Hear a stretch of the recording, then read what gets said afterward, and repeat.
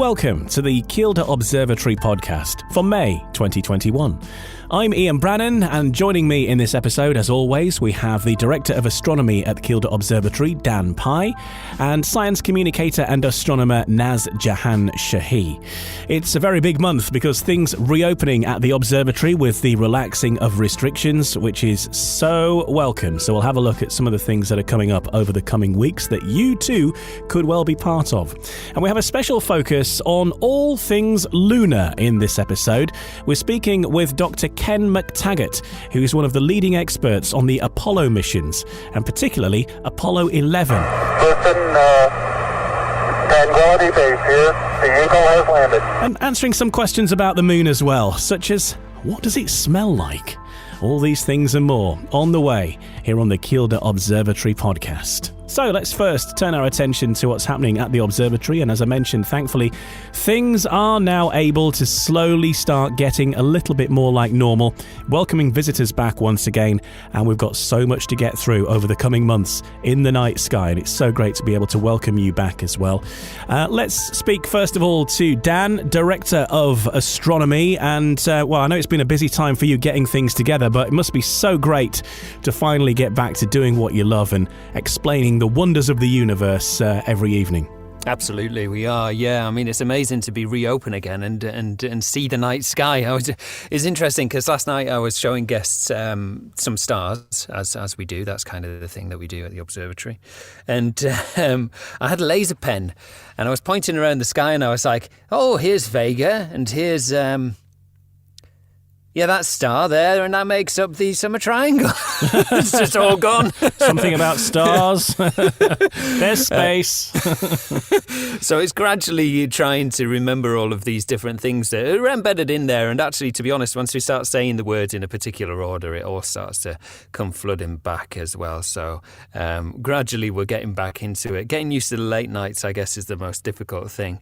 But we've repainted the observatory. We've cleaned it. We've made some new improvements. We've done all sorts to just make the experience that little bit better for guests when they come and visit us next. And Dan, can you talk us through the new normal, if you like, and on how it's going to be for people visiting the observatory now with the new rules and the social distancing and all that, and also explain why you've had to wait until now to reopen? Because there'll be people thinking, well, it's an observatory, you're outside, why have we had to wait for indoor hospitality to reopen? And there is a reason for that, and that really is that it's a mixed experience. Some is outside, some is inside. Yeah, it is, because, of course, on slightly more miserable nights where we can't go outside and stargaze, we do rely on being inside, and that's been our preventative to reopen, really, because we can't just cancel events because the weather's bad. We still go ahead and we still deliver a great entertaining experience, and that's what we aim to do. In terms of the things that we've changed, we've reduced the numbers, so there is a very limited capacity of tickets available. We have sold out pretty much for the entirety of May and almost entirely June. Some events are pretty much sold out until the end of the year. In fact, our late night dark skies events are all gone. And I think most of the Aurora events now are fully booked as well. Numbers are capped at 24 guests in the building at any one time, so that really does restrict what we can do and how we can operate. So when you turn up at the observatory now, you stay in your car, we come and get you, we bring you down and funnel you into one of the two buildings, because we run the events almost like running two events at the same time. To keep everybody socially distanced. And then we make our way around the observatory like we would do normally. Of course, there's plenty of hand gel available. People have to wear masks when they're inside, and we keep socially distanced throughout the entire facility as well. So it's just a very similar experience to, I guess, what it was mid last year. And some of the sessions that you mentioned, a lot of them are booked up, but what sort of things have you got on the agenda over the next few weeks that you're looking forward to at the observatory? Oh, I'm just looking forward to getting used to the night shift again, to be honest. That'll be really nice. I'm feeling less like I've got a hangover every day. But yeah, there's the school holidays coming up very soon. School holidays are always nice because we do our kids events during all the school holidays that we do. So we get to launch rockets and stuff. And the biggest thing for me at this time of year, every year when we get to May, is the internal excitement of welcoming back the phenomenon in the night sky called noctilucent clouds. They're my favourite thing to see during the summertime. We get to see some across on the northern horizon. They're essentially clouds which look like they're glowing on a nighttime, look like they're shining and shimmering over on the northern horizon. And they're such a beautiful, stunning sight to see. And of course, there's always the moon. We will be talking more about the moon in this episode. We're also joined by science communicator and astronomer from Kielder Observatory, Naz Jahan-Shahi. Hi, Naz, and you're back in action this week for the first time in quite a while as well. Ooh, it's been about 6 months now. I've tried to keep my sleeping schedule a little bit on observatory time, as we call it, but it doesn't usually work out that way. So my first night back tonight will be interesting. but it'd be nice to get back up there and with people as well, coming to visit and getting back in the old groove, I suppose. Absolutely, yeah. We're so excited to reopen and actually have people in the observatory and talk to them and do what we do best. And the observatory has had a little makeover. We've done lots of painting and maintenance, and the gift shop has had a makeover too. We're so excited to open back up and invite everyone back. Let's turn our attention then to our Pie in the Sky feature, which regular listeners will know that you give us something to look for, something perhaps a little bit more advanced than the usual, but where are we turning our attention in the night sky for this part of the year? Well, I think it would be rude not to go to our favourite my favourite constellation in the night sky. For us in the Northern Hemisphere, where we are right here at 55 degrees north, it's a little bit more challenging to see it. But my favourite constellation is the constellation of Scorpius. It's a beautiful looking constellation, and what we get to see where we are up here in the north is we get to see those claws coming out of the constellation of Scorpius. But right at the base of those claws, where the head would potentially be, is a very red star. It's a beautiful star called Antares. It's an amazing star to see through a telescope because it's a beautiful red star. And I mean, to be honest, I always feel like all I ever talk about is how beautiful red stars are. There is other stars available which are equally as beautiful, but red stars to me through a telescope just look so stunning. And this one is absolutely a one to look out for. Down on the horizon towards the south, that's where it is. And see if you can make out some of the other parts of that constellation as well. I'm going to give you another one as well, though, because that's going to be disappearing a little bit later on, and I'm worried that we won't get time to mention it. But there's another star that I really like at this time of year as well. And, well, there's two of them.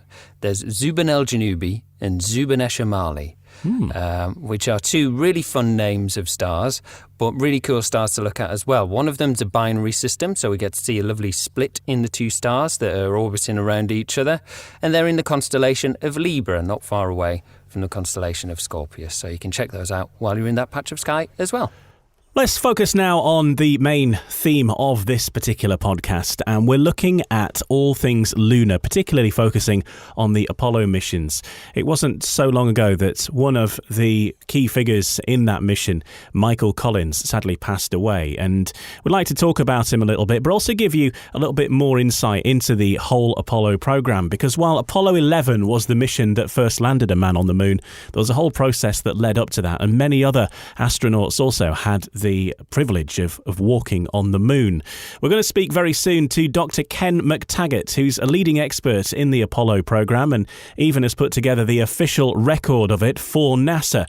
So we'll chat to him soon. But first, let's just touch on the significance of the moon landings and those initial flights to the moon as part of the Apollo missions, and how significant they were for the whole space program and for the whole exploration of space, and at that time what we learned, and indeed things that we still have in our lives that are byproducts of that, Dan. It was a huge landmark achievement, wasn't it? When you think back to 1969, if you lived through 1969, I would confidently say that most of the people who lived through 1969 who had access to a television will have watched or seen that takeoff, or at least the landing on the moon. I think it's one of the most significant things in human history. We were able to take a step on a planet or on a body that wasn't physically part of our planet Earth, and that in itself is rather spectacular.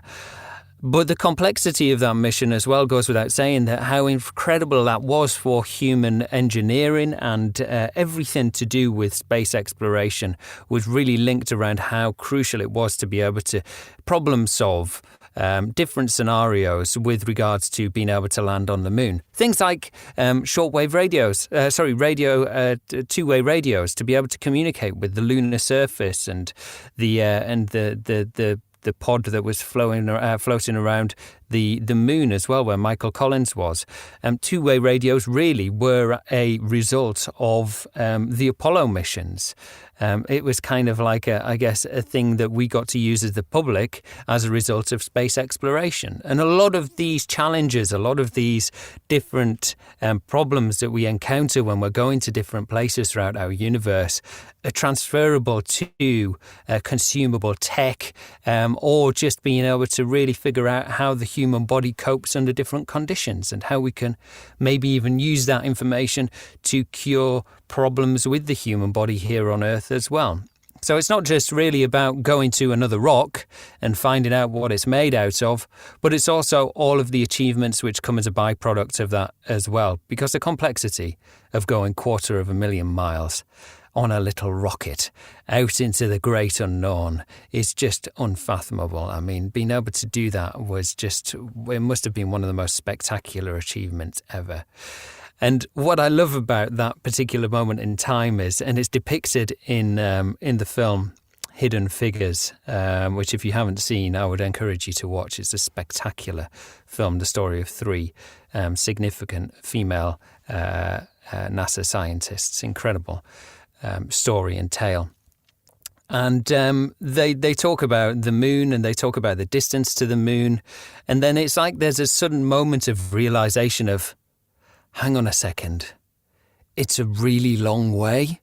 And it sounds like a really daft thing to say, but it is a really long way. 250,000 miles is a very long way.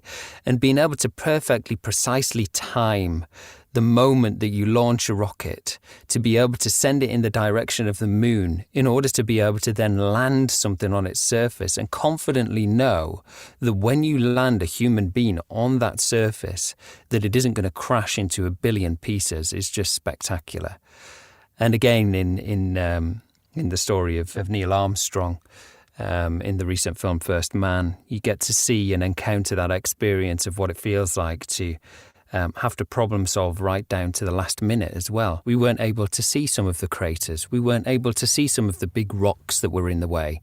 And so Neil had to make some decisions at that moment in time to safely land that craft down on the surface of the moon without completely destroying it and running out of fuel in the process as well. And luckily, somebody was certainly looking over him at the point where they managed to be able to do that, and they took those first breathtaking steps onto the lunar surface. So yes, it was probably the most significant thing in the history of spaceflight. I'm a little bit younger, so I didn't get to experience any of that.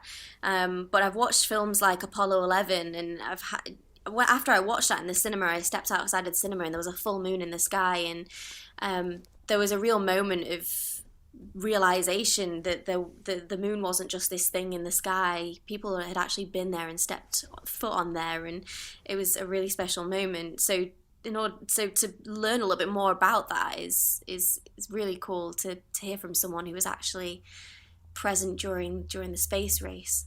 Yeah. And we know about Neil Armstrong and Buzz Aldrin, and there was the third man of that crew was Michael Collins, and he was the one that was orbiting the moon throughout the while history was being made on the surface. You know, he was in that command module, if you like, as well. And unfortunately, he passed away recently, about a month or so ago. And again, a hugely important part of that space mission, and probably one of the most unsung of the three, really. Yeah, and I never understood why that was, really. I guess it's the kind of front of stage thing where you see the actors walk on stage, but actually there's hundreds of people in the background who've made that possible, who equally deserve recognition as well. And Michael Collins certainly was one of those people, floating around in the command module, as you say. And he took one breathtaking image, which I love, of the Earth from his little command module. And it's an amazing one to think about, that he's the only person in humanity, really, who isn't in that image. Just one soul drifting around, the loneliest man in the universe at that precise moment in time, I guess, just floating around the moon while his colleagues bounce around on the lunar surface playing golf or whatever. They didn't play golf, but later missions, they did have a game of golf on the moon. But yeah, an incredible guy, an incredible achievement, and worthwhile mentioning in the same kind of way that we talk about Neil Armstrong and Buzz Aldrin. The three characters are, to me, of equal recognition.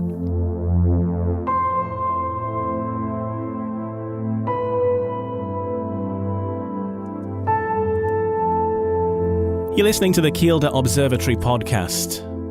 So on to our main feature then. Let's talk more about those Apollo 11 missions. And you'd be hard-pushed to find somebody who knows more about them than Dr. Ken MacTaggart, who is the author of the Haynes Astronaut Manual and also the co-author of the NASA Apollo 11 Flight Journal. And he joins us now. First of all, Ken, can you start by telling us where your love affair with the Apollo missions began? Because I assume it would have begun as a young lad and it progressed from there, did it? Yeah, well, I was fortunate to be interested in science at the time of the first moon landing. I was a teenager studying science, including astronomy and physics, chemistry, and so on.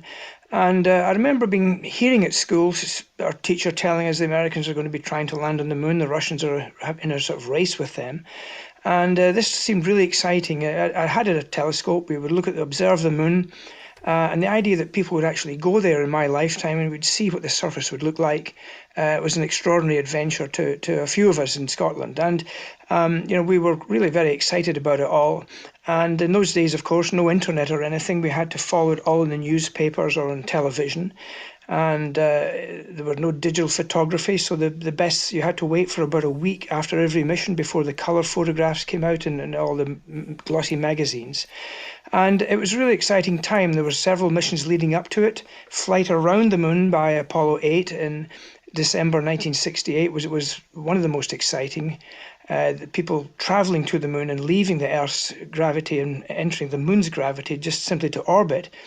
And then subsequently another test in lunar orbit, then the landing of Apollo 11. So it was a very exciting time that really gripped my imagination. And going back to that time as well, obviously through the 1960s, John F. Kennedy had announced that this was something that America was going to do. They were going to get to the moon. And of course, it was a big race between the Russians and the Americans at the time as well, wasn't it? Let's look at it in this way too, that the amount of technology that they had was much different to what's available these days. It really was. It was very basic, and it's often said that the calculator, the computer on board the Apollo spacecraft had less computing power than your digital watch or your mobile phone. But a more dramatic one I always thought was, I was chatting to one of the astronauts about this particular one. In the later missions, he stayed 3 days on the moon, and I said, "What sort of watch did you have?" He said, "I had an Omega Speedmaster, and it was a mechanical watch." And I said, "Wait a minute, I looked it up. It only lasts for 36 hours. You were on the moon for 3 days." So he said, "Yes, we got up every morning and we wound up our mechanical watches. It ran fine in the vacuum. He strapped it around his spacesuit. He walked around on the moon in the dust, and every morning he had to remember to wind up his watch." It's just extraordinary thought as to how primitive the technology then was. We hear of this space race, which I think Russia kind of briefly led for a time, but then, of course, America were the only ones to get themselves onto the moon. Are you surprised that more countries haven't followed in America's footsteps since then? It seems very odd. I talked to my daughters about it, and they found it very weird, as many young people do these days, that something that sounds so futuristic, traveling to the moon, happened so long ago in the past. It happened in this intense race between America and Russia, as you say. Russia had already put the first satellite up, the first creature in space, the first man in space, the first woman in space, done the first spacewalk, and so on. And they'd been in the lead all the way through, and it looked like they would be ahead and would make this race to the moon. There was, of course, the height of the Cold War, so there was this sort of threat hanging over the world of nuclear annihilation. And in many ways, although it was extremely expensive, it seemed a safer option that they would convert their rivalry, if you like, into, rather than a military one, into a more peaceful space one, trying to get to the moon. But of course, the Americans, as we know, won that. Although it was a very close thing. Just in late '68, the Russians sent a crew cabin around the moon containing live animals, recovered it safely back to Earth, and that was what forced the Americans to accelerate their program and to send Apollo 8 without a lander, simply to orbit the moon. And once they'd done that, we're just talking about the end of 1968 now. That at that point, in retrospect, that was the moon race over. The Russians knew they could not beat the Americans to a landing, and they turned their attention to a space station. Apollo 11 was the one that everyone remembers, that everyone talks about. The Eagle has landed and all of that kind of thing. It was a hugely historic moment. But give us an overview of the Apollo missions prior to that, because things didn't always go smoothly, did they? That's true, yes. I mean, the most dramatic moment was probably early '67. And they were rushing to get this spacecraft ready in the race with the Russians, as you said. President Kennedy had, of course, committed the nation to the moon landing by the end of the decade, but then he'd been assassinated about a year or two after that happened. So the pressure really was on, and American space officials and all the workers felt they were doing it for the dead president, if you like. And they were really pulling out all the stops to try and to rush to the moon. The spacecraft wasn't properly ready, and one of them caught fire on the launch pad with a crew of 3 in it. They're tragically burnt to death. So that really threw things completely awry for about 18 months. But they went back, they made the spacecraft much safer, they made a whole lot of improvements, and finally in October '68, Apollo 7 flew just into Earth orbit, but they stayed there for 11 days, the amount of time it would take for the moon mission, and they proved that the craft could work reliably for that period. Then Apollo 8, very dramatic decision to send them around the moon in December '68, as I was saying. They didn't take the lander with them. And then again at Apollo 9, they tested the lunar lander. Now that it was finally ready, they tested it simply in Earth orbit without risking the moon flight. And then on Apollo 10, the last one before the landing, they sent Apollo 10 with its lander around the moon. And they detached the lander. They flew in tandem with the mothership around the moon, but they didn't have enough fuel to land. There was a lot of speculation. Would Apollo 10 be the first moon landing rather than 11? But in fact, they weren't ready to make the landing. They just wanted to test the communications and make sure everything worked so that Collins and Aldrin and Armstrong would have the best chance of success on the next flight, Apollo 11. Yeah, because I remember seeing in a film about that how it was supposed to be originally Apollo 10, and then obviously plans changed, and obviously that changes the course of history, doesn't it? Because I think at the time, in fact, yeah, you're quite right. In fact, they were so hyped up for it that Apollo 11 flew in July, but they were ready to send Apollo 12 a couple of months later had Apollo 11 failed. And the first man on the moon in that case would have been a quite different character from Neil, who was very, very, very restrained and thoughtful guy. Pete Conner was a very lively, bouncy fellow who was joking and laughing all the time, and he would have been the first man on the moon had Apollo 11 failed. And if he had failed, then it would have gone on to 13, and that one, of course, went drastically wrong. So they were really hyped up about this. And in fact, Collins, who died in April there, just recently at age 90, Collins thought that they only had a 50-50 chance of making the trip successfully. He had a better chance than the two guys attempting the landing. That was the most dangerous part, of course. And as they were training, Neil Armstrong and Buzz Aldrin were training to make their first lunar landing in simulators and studying maps and so on. Collins didn't have any part of that bit of the mission, so he was off training in the simulator to fly the command module, the whole mothership. And the thing that he was doing, he didn't tell them about it. He was training to fly it back home to Earth on his own, a big 3-man spacecraft, fly it on his own if the other two had crashed or become stranded on the moon. So quite a moment for thought for the guy. And he said, we never discussed it with the other two. What was the point? They all knew what he was doing in that simulator on his own, but they didn't discuss it. And as we know, the outcome was successful. But as the flight approached, there was a great deal of nervousness about the whole thing. I'm at the foot of the ladder. The LEM footbeds are only impressed in the surface about 1 or 2 inches. I'm going to step off the LEM now. That's one small step for man, one giant leap for mankind. And whilst we know Neil Armstrong was the first man to walk on the moon, Buzz Aldrin was with him. While history was being created 15 miles beneath him, Michael Collins was orbiting the moon throughout this time and really, in many ways, the unsung hero of the Apollo 11 mission, would you say? He was. I mean, they always, the most experienced and the one with the most responsibility is the commander, Neil Armstrong. And you might think the other guy that went down to the moon was the next most important, but that wasn't the case. The second most experienced, trusted astronaut was the one that stayed in lunar orbit and did not land, because he would have to rescue the other two if something had gone wrong with their lunar orbit, or they hadn't made it fully back up where they were supposed to and were sort of struggling in a low lunar orbit. He'd have to go down, catch them and rescue them.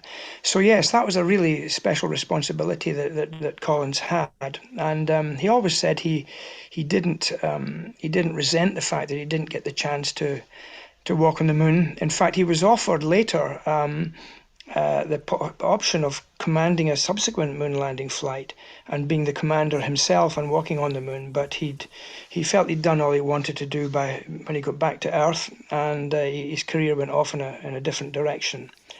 But yeah, it was a really special responsibility he had, and he got this label of being always remembered as the man who did not walk on the moon. And in fact, he had his own record for a while. He was completely alone in lunar orbit and was billed as the loneliest man in history. Mm-hmm. Yeah, circling the moon on his own while the other pair walked on the moon. And around the back of the moon, he was out of radio contact with his two colleagues, and he was completely shut off from the Earth. So he was genuinely, in those periods, passing the far side of the moon, the loneliest person in history. Definitely evokes memories of ground control to Major Tom a little bit, doesn't it? But how long was Michael Collins flying around in space on his own for while Neil Armstrong and Buzz Aldrin were down on the moon? Yeah, they were down on the surface for about a day, and he was in orbit for the same period alone, and half of that time he was on the far side, completely cut off. But he said that he didn't feel loneliness, and he felt it was a bit of a phony sort of philosophy that said he was the most solitary human in history or in the universe. But he said he felt like an awareness of it, anticipation, satisfaction, almost a sort of exaltation about being able to fly around the back of the moon on his own. And on the far side of the moon, depending on what phase the moon is at, for your astronomers, at the time of the landing, half of the far side of the moon was in complete darkness and the other half was lit by the sun. So for half of his time round the back, he would be in complete darkness. He liked to switch off the cabin lights and see the glory of the heavens, the absolutely dazzling display of stars, unfiltered by any atmosphere. an extraordinary sight.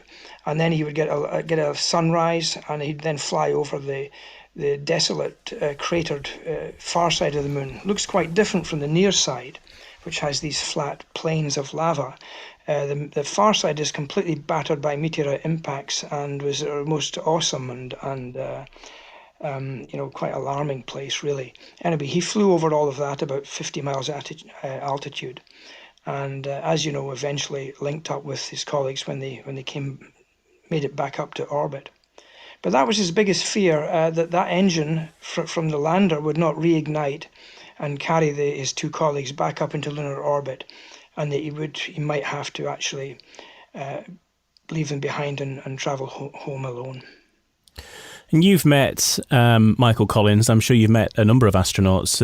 But what sort of character was he, and what did you learn through your meetings with him? Yeah, he was a quirky sort of character with a nice sense of humour, dry sense of humour, and he was quite a cultured man. He was been born in Rome. His father was in the U.S. Army, posted to Rome, and he also lived for part of his time in France and acquired an interest in fine wines. Unlike many astronauts, he stayed married to the same woman for his whole life, and he had a couple of daughters whom I met, and his son and wife died a few years ago, sadly. But he was chatty. He went into art later in life, and he did a lot of painting. I have a print of one of his paintings of Florida in my living room. I met him at a conference a couple of years back, and we were chatting about something. And it was one of those cocktail receptions. I put my wine down. I knew he was a wine buff, and I was drinking white wine, and so was he. And I put my glass down on the table behind him to explain something. And when I went to pick it up, he turned around and said, "Oh no, hang on, that's mine." I thought, well, I'm not going to assert my property rights over a glass of wine. I think I'd rather have an anecdote that Mike Collins, inverted commas, stole my wine. So I gave up my wine, and I didn't see what happened in the end, because I think his daughter had actually taken it away and was holding it somewhere else. But anyway, he was a very cheerful, pleasant guy, but slightly quirky. And I'll tell you something else about him. He used to, when he came back, he would get pestered for photographs. Selfies hadn't been invented in those days, but it was the same sort of thing. Photograph of me with astronauts sort of thing. And autographs. He used to say that autograph hunters were the lowest form of life. He absolutely detested this celebrity thing that built up around Apollo 11 and him. And like all of the astronauts, he realized that he was just at the pinnacle of a huge pyramid of engineers and flight controllers and managers and the people that built the rockets in factories all over the States and other countries, in fact. And that his place in history was really quite, was really just by chance. He was the lucky one that got to fly, supported by all of these many thousands of other people. So he had a lot of modesty about him. And in fact, that came out during he had probably less to do in training rather than the other two who were practicing the landing all the time. He got the job of designing their mission patch. And it was he chose the symbol of an eagle, a bald-headed eagle, the American national bird. And he was a bit of a sketcher, and I mentioned earlier he'd been an artist. He sketched out an eagle descending to the moon. And one of his engineer friends said, "You better how about putting an olive branch in the picture to symbolize that we're going to the moon in peace?" So he drew this eagle descending to the lunar surface, the Earth in the background. And the eagle had this olive branch in its beak. And it looked quite nice. He got a proper artist to help him sort of improve it. And they sent it up the line in NASA to the top brass to get it approved. Came back rejected. And they said, "Well, what's the problem?" He said, "Well, I like the idea of the eagle and the peaceful gesture and so on, but the eagle's descending to the moon with its talons wide open, looking like it's about to attack the moon, sort of ferocious bird of prey." So they moved the olive branch from where Collins had put it in the beak to the claws, so it was simply carrying it down, and that improved it all. And another symbol of his own modesty was the fact that he persuaded the rest of the crew that they would not put their names on the patch. So it's got the name of the mission, Apollo 11. It's got the neat view of the eagle descending to the moon, peaceful gesture with an olive branch, but it doesn't have the names of the astronauts, unlike almost every other mission patch that you see today and back in those days. They really felt it was an effort for the whole of mankind rather than simply their space program. And so without Michael Collins, we wouldn't have had those immortal words. Listen, Tranquility Base here. The Eagle has landed. Indeed, we wouldn't. You're quite right. Although they named the lander ship, the lander, the Eagle, and the mothership that he stayed in all the time, he called Columbia, and he was delighted with the performance of Columbia, his own spaceship. He flew it on his own when they were on the moon. He also flew it back to Earth and took it through the crucial re-entry and so on. And when he got back to Earth, they were put into quarantine in case of moon bugs. There was, at that time, although it seems improbable now, looking back on it, there was some fear that there might be bugs of some sort on the moon. Even despite the intense radiation on the lunar surface, there might be something there. And if it got loose on Earth, we would have no resistance to it. So they were made to dress up in biological garments and were put into quarantine along with the spacecraft as they travelled back on an aircraft carrier with the spacecraft back to the USA from where they landed in the Pacific Ocean. Collins went back into the craft and he wrote on the side of the craft. These words were discovered later. He wrote that that this was the finest ship that ever came down the line, something of those lines. And he said, God bless Columbia, the finest ship that ever flew, and so on. Those words, by the way, were recently rediscovered. The Columbia spacecraft is in the museum in Washington, the Smithsonian Institute. And they went inside it recently for the first time in decades, put on special suits. It's one of their prime exhibits, not allowed to be touched. So when the museum people went back inside, they found his little graffiti, penciled words on the side of the spacecraft, his little souvenir of his flight. And as they were waiting back in '69 in the quarantine to see how whether they would contract any nasty disease from being exposed to moon dust, they would inject little, sounds pretty appalling nowadays, but they would inject mice with small quantities of moon dust and see how they got on. And every day when they got up, they'd be asking, how are the mice? Every night, as Mike Collins used to say, we prayed for the health of the mice. But there were, of course, no moon bugs, and the moon is a completely sterile place, as has been proven many times since. And what are the little-known facts that you have discovered upon your study and research into this topic? Because obviously we know that Neil Armstrong landed, and we know that some of the astronauts played golf, for example, and things like this. But what are your favourite little facts about the Apollo missions? One of them, Charlie Duke, went on a later mission. Charlie's still alive, by the way. There were 12 moonwalkers. There were 6 moon landings. There should have been 7, but Apollo 13 blew up on the way, and they were very lucky to get home alive. So 6 landed, and on each landing there were two people. They were all men, although I think in future, if you ever want to chat about that, we will have women, of course, going to the moon on the next program. Women have done everything else in space, including commanded the space station, spacewalks, commanded the space shuttle. But back in the 60s, the culture was quite different, and it was only men that were sent to the moon. Anyway, there were 12 that walked on the moon. There's 4 of them still alive, including Mike Collins' co-pilot, Buzz Aldrin. He's still around, but Neil Armstrong died a few years back.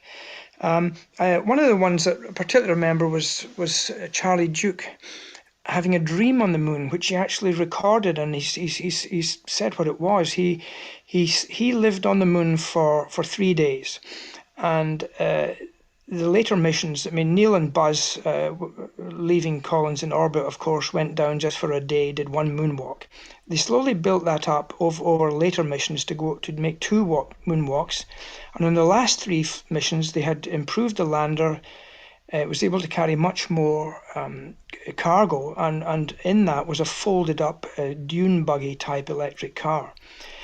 And I used to like this story by Gene Cernan. He said that the moon to him wasn't just a little blob in the sky. It was a place that he knew. He lived there for 3 days. He had a house, meaning the cabin of his lunar lander. I had a car, this little electric rover. I had a job, and it was a quite different mental place to be about the moon. Not just a place like Neil and Buzz, you dash down, you grab a couple of rocks, you come home. He lived there for 3 days and had all the breakfast, lunch, dinner, and all that sort of stuff, and all these tasks to do for 3 days. I really like that different perspective on the moon. And in another of those missions, the longer ones, Charlie Duke went out for 3 moon drives, and he slept 3 nights on the moon. And one of these nights, he had a curious dream, which he relates, and it was that he was driving across the moon, and they came across a set of rover tracks just like their own. I mean, how extraordinary! It was a complete desolate, unvisited part of the moon. He followed these tracks, they drove on down, and they came across another rover there with a couple of astronauts sitting in it. He got out the car and walked over to it, and when he looked into the visors of their space suits, it was himself and his commander John Young sitting in the spacecraft. A really curious dream. And there can't be many people around that can recall a dream that they had on the surface of another celestial body. They can recall a dream that they had about being on the moon whilst being actually on the moon. Yeah. Is it true that the moon smells? I read this somewhere. It does, yeah. The moon dust smells. Of course, it's sitting out there in a vacuum and has been for millions of years. There is a very small atmosphere, mainly composed of gas off the solar wind that sort of hovers around the moon, and extremely thin. In fact, it's so thin, the lunar atmosphere, that when they put down scientific instruments at the first landing site, and the second, and then the third one would come along and land hundreds of miles away. About half an hour later, they would detect a wave of gas sweeping over these instruments from the landing happening a long way across the other side of the moon. So anyway, it does have a very slight atmosphere, but that's not what gives you the smell. Basically, it's the vacuum. When they bring the rocks and dust back into the cabin, and they may have sealed them up in containers, but their suits are completely covered in it. It's very fine dust, like talcum powder or cement powder or flour, something like that. As soon as that gets exposed to the air, and when they repressurize the cabin, and then they open the visor of their spacesuit, they smell this really sharp smell. Like they said, it was like burnt cordite or gunpowder, like someone had fired a gun. A very sort of sharp, bitter smell. So the moon does have a smell when it's exposed to atmosphere like that. And the dust was a real problem. It got in all the zips of their spacesuits, and it got it under their fingernails. Gene Cernan was washing his hands for 2 weeks to get rid of it after he got back to Earth. So all that priceless moon dust was going down the plug hole. Oh no!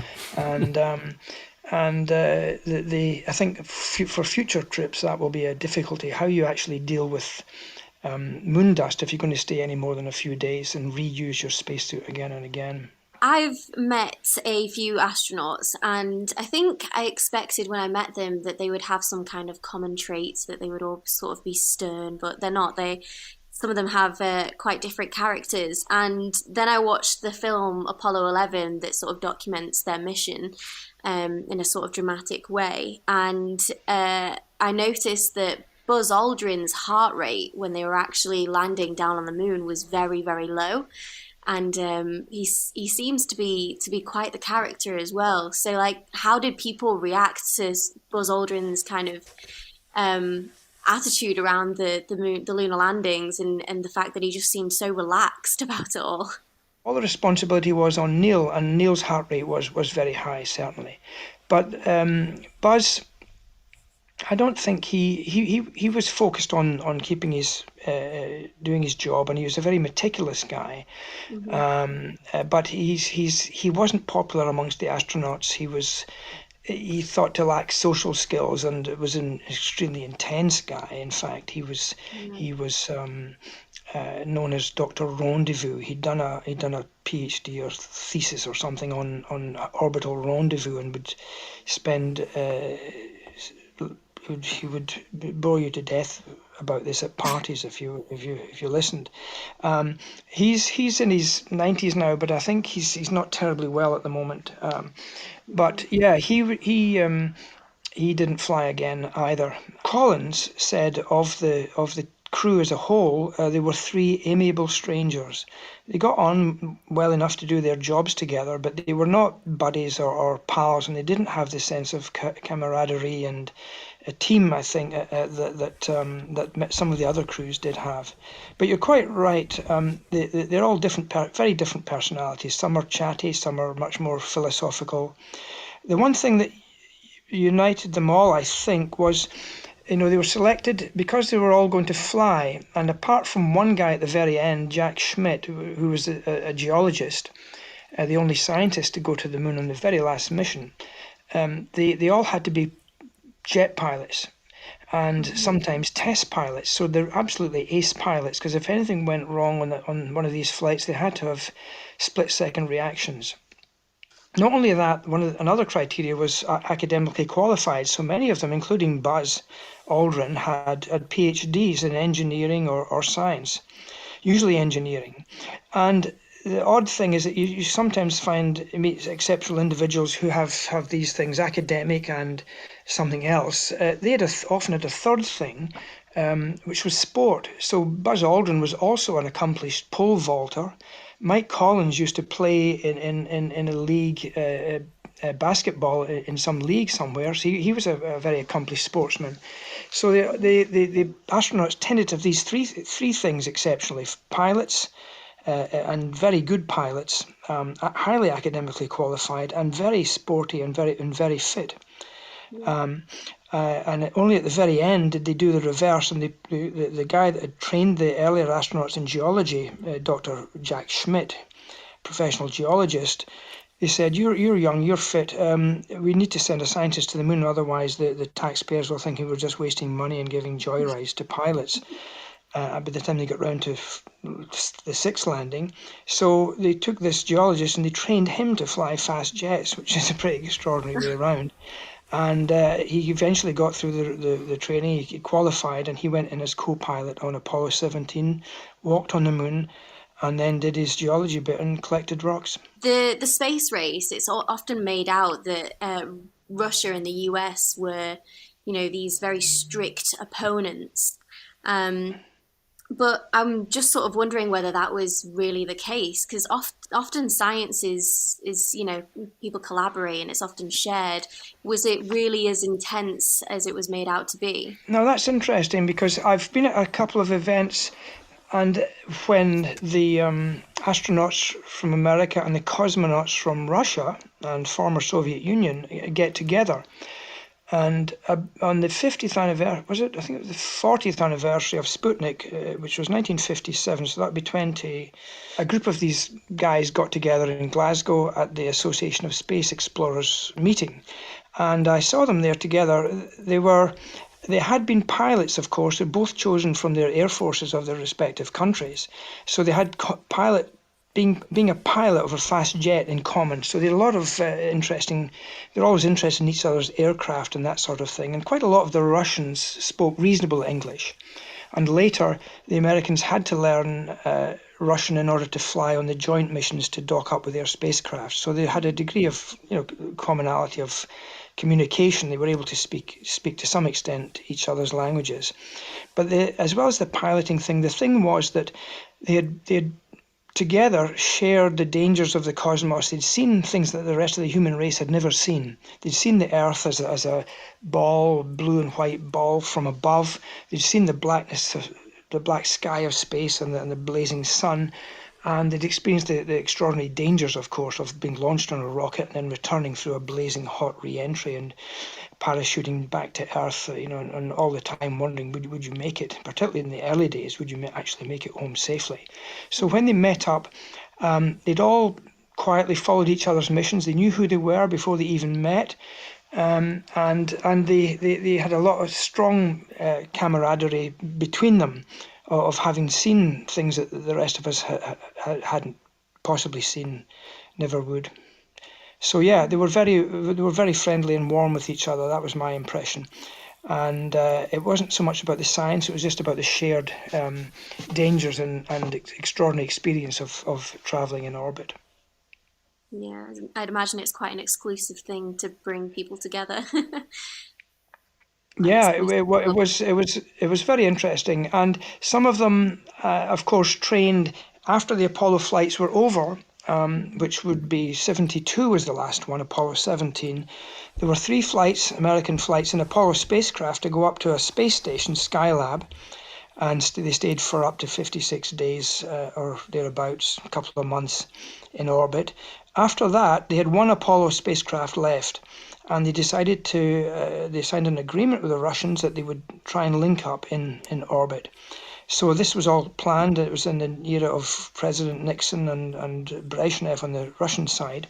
And as a sort of trying to go over the Cold War, they agreed to link up in orbit. They trained an American crew and a Russian crew, 2 Russians and 3 Americans. They launched from their respective countries and they linked up. But they'd done a lot of training on the ground beforehand, and as I was mentioning, they had just practiced their language skills. In fact, I was chatting the other day to Vance Brand, who was the command module pilot on the Apollo side, and when he realized that his chance to walk on the moon on Apollo 18 had evaporated because that mission had been cancelled due to cost, he quietly went off, having heard rumours about a joint flight with the Russians. He went quietly off and took private lessons in Russian, and it paid off because when he got some facility in Russian, he was selected for that flight. And those 3 Americans and 2 Russians who linked up in orbit stayed in contact for the rest of their lives. In fact, Tom Stafford, who's still around, the commander of the American side, went just a short, not long ago, to the funeral of Alexei Leonov, his Cold War enemy, commander of the Russian side. He went over to Moscow for his funeral and the families were very close. So yeah, you're right. It has been a bridge, space flight, not just a race, but also something of a bridge between nations, and it still functions that way, albeit with a few blips on the International Space Station today, where Russia, Europe, and America are operating together. Why did the missions end, and why have we not been back since? Yeah, I mean, the first thing that happened was that Apollo was planned all the way through to Apollo 20, and they built the rockets. So although it stopped at 17, there were 3 more of these giant moon rockets ready to go, and crews all training up and eager to fly on them. But the American public at that time was becoming disillusioned. I mean, they'd achieved the goal of what President Kennedy had set, getting to the moon by the end of the decade, and of course the unspoken objective of beating the Russians to the moon. They'd done all that, and they had a whole pile of vehicles ready to fly in case the earlier ones had failed. So what do you do with them? They turned some of them into science, and they did another 5 landings, and then due to cost and due to disenchantment of the American public and the taxpayers of paying for these things, they cancelled the last 3.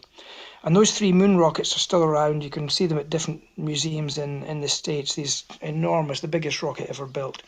There's one at the Cape. Now, at the end of that, the Russians pretended that they weren't in a race with the Americans, and said their plan was for a space station, and they went on and built several space stations, culminating in the International Space Station that we have today. But after the end of the Cold War and Glasnost and the Soviet Union opened up, the archives were all opened. researchers went in and they found, of course, as we all knew all along, that they had planned to go there, but they came out with these plans, designs, and actual vehicles, landing craft that they would have sent to the moon had the Americans not beaten them to it.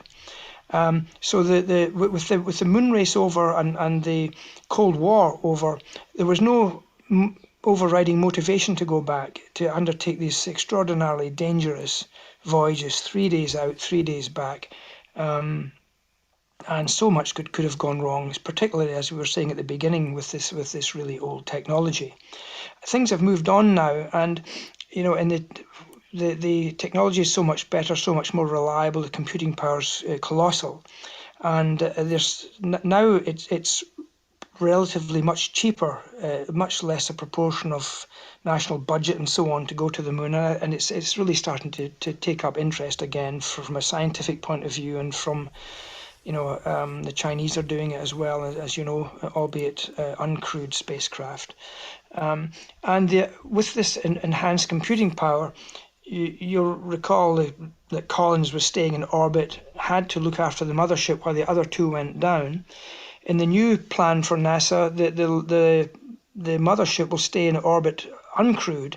They'll just evacuate it. It'll be completely automatic operation, and the whole crew will go down to the lunar surface, come back up, and they'll dock automatically with the mother craft. And they're so confident of the technology and computing backup and all the systems, duplicated systems, that they feel quite relaxed about abandoning that thing empty in orbit, and confident that it will function properly to bring them back home later. So it's really just a renewed interest, reduced cost, and then a few individuals like Bezos, Jeff Bezos of Amazon, and Elon Musk, a PayPal guy and Tesla guy. They've both got their own little space programs running, and they're keen to make their mark on history. And when do we think what's the sort of timescale for this? Because I think there's talk of heading to Mars over the next 10 or 20 years or so. Do you see a moon landing prior to that? I think so. I mean, I think the Mars one is really highly speculative. The moon, there was talk. The Americans have gone hot and cold about going back to the moon or to Mars, going to the moon first and then Mars, in another formula, forgetting about the moon. We've done that, let's just go straight to Mars. And then they've come back now to the idea of going to the moon first. To me, going to the moon makes a lot more sense with a brand new spacecraft. You can fly it, you can get there in 3 days, and you can do the round trip in a week, or you can stay a bit longer if you want. But Mars is a completely different thing. Mars is a 6-month voyage out and a 6 months voyage back, and you probably spend a year there. And you have to wait for planetary alignments to get the most optimum and fuel-efficient route back. So the moon is the obvious place to go. And I think you're going to see other nations, probably not yet capable of going to Mars, seeing the moon as their goal. China's definitely got it in its sights. Russia's talking about it again. And India has also got a human space program that they're working up. So I think the moon will be the next obvious destination. Mars, it's harder to see. They've got these phenomenal robots wandering around on Mars. The Chinese have just landed one a few days ago. We're waiting to see the first pictures. And there are 2 big American rovers on Mars at the moment. There's other plans and these are very sophisticated science vehicles that will drive around, pick up rocks, some of them are going to be brought back to Earth automatically. So sending humans there, it's a tough gig, what are you going to do when you get there? You can't go out for a walk. You have to live underground in some protected environment. You have to wear a spacesuit every time you go out. You can't go for a stroll and take a breath of fresh air. I think it would be a very odd existence, indoors, or either indoors or in a spacesuit or inside a cabin of a little vehicle all the time. I think it would be. It's hard to see what the appeal of it is. When you go past the romance of exploring another planet, is it viable for settlement? A long way in the future, I think, if at all. May is the anniversary of Apollo 10. This year it's the 52nd anniversary of the Apollo 10 mission, which, as you mentioned earlier, could have been the moon landing expedition, but it was delayed by one. But what it did bring us, Apollo 10, was colour pictures of the Earth. That's correct in the sense of the TV, I think. That was the first TV. I remember that. Apollo 8 had been to the moon before them, a few months earlier, but without the lunar lander craft, Borman, Lovell and Anders. And they in December 1968, they went to the moon. They showed us some black and white TV of looking back at the Earth. And that was extraordinary to see the Earth. I mean, we knew that the Earth was a ball, a sphere, and we'd seen you might have had a globe in your bedroom, a globe of the Earth, but to see it out of the window as a ball hanging there in the blackness was extraordinary. It really was. It was mind-bending for people. And we got fuzzy, very poor quality black and white TV from Apollo 8. They did take colour film, including the famous Earthrise photograph, colour shot of the blue and white Earth rising above the barren grey surface of the moon against the black sky, an iconic photo that is said to start the one of the environmental ecology movement, recognising the Earth as for what it really was. But you're right, on Apollo 10 they were the first to carry colour TV. And it was much sharper, much better, and the comms were much better, were much more improved. So Apollo 10, I do remember the interest in seeing these pictures from the window as the Earth got smaller and smaller, colourful Earth this time, and then colour pictures of the moon live from orbit. And then every time, as I say, no digital still images in those days. It was all taken on film, and they had to wait for them to bring the magazines of film back to Earth, take them to a lab, get them developed, and only then, about a week after each flight, you would get this stunning array of very pin-sharp pictures, so much better than the TV pictures published in all of these magazines.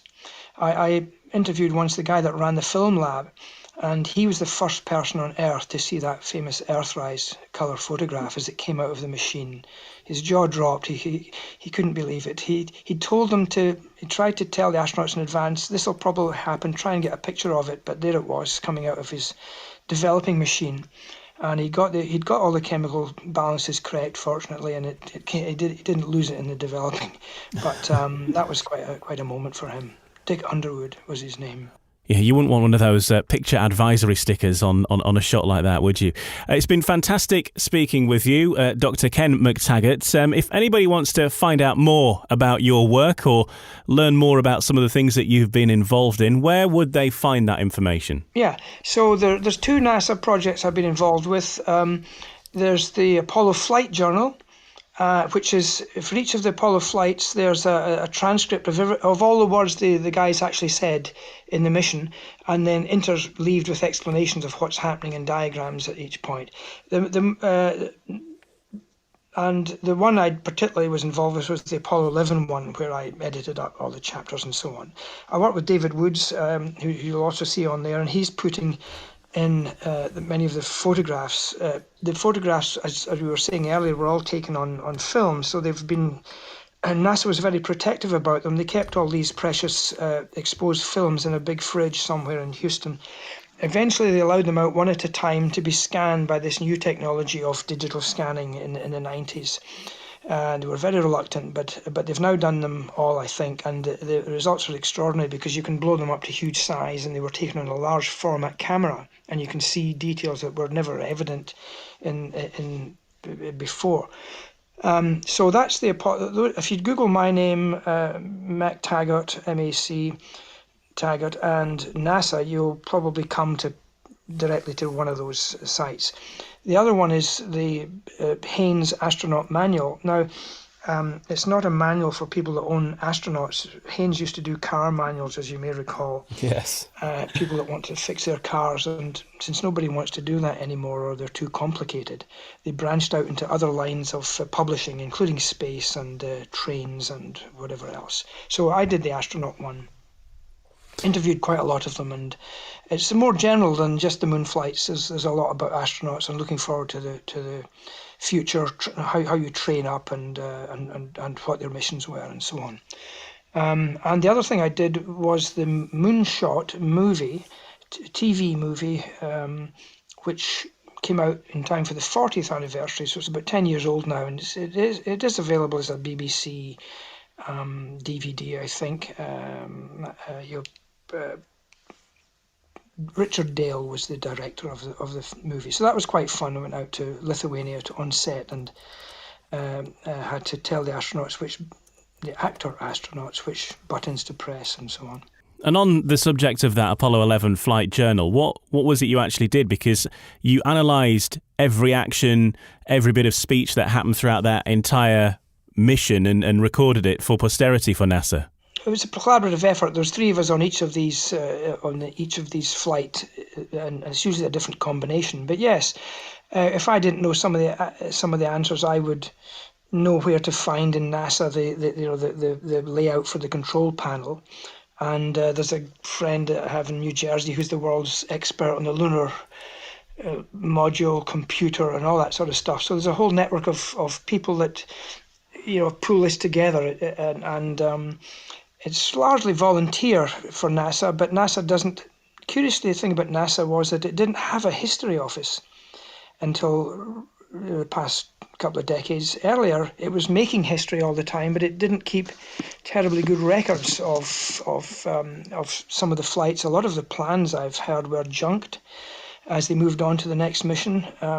But later they came to recognise the historical importance of what they'd done and their duty in record keeping. And now they have a very good history office, and that's the outfit that we work with. To those of us that have been following this for decades. We work with them to help compile those records. Well, Dr. Ken MacTaggart, it's been fantastic speaking with you, and thanks for joining us on the Kielder Observatory podcast. That was my pleasure. No, I always like talking about space, and I wish you all the best at the observatory. Well, we like talking about space as well, and I'm sure we'll speak to you again in the future. That's Dr. Ken MacTaggart. And as he mentioned there, you can read more about some of his works. You can get the books, you can get the Hayes Astronaut Manual if you want to know more about what makes up an astronaut, and he's the co-author of the NASA Apollo 11 Flight Journal, which you can find out more about on the actual nasa.gov website, which is a great place to have your work if you are an aficionado of anything to do with space or indeed the Apollo missions. What a great accolade that is, and thanks for sharing his knowledge. And of course, if you'd like to find out more about what's happening at Kielder Observatory, the first place to head is online, kielderobservatory.org. We'd love to see you there, and you can find out more about the sessions that are coming up over the coming months. As Dan mentioned earlier on in the podcast, some of the sessions already very busy, so get your booking in, and we'll look forward to seeing you on a future event up at the observatory. And you can also keep up to date with things that are happening regularly as well on social media. We are on Twitter, on Facebook, and on Instagram. Just search for Kielder Observatory. Thanks for joining us. I hope you've enjoyed this episode of the Kielder Observatory podcast, and we'll catch you next time.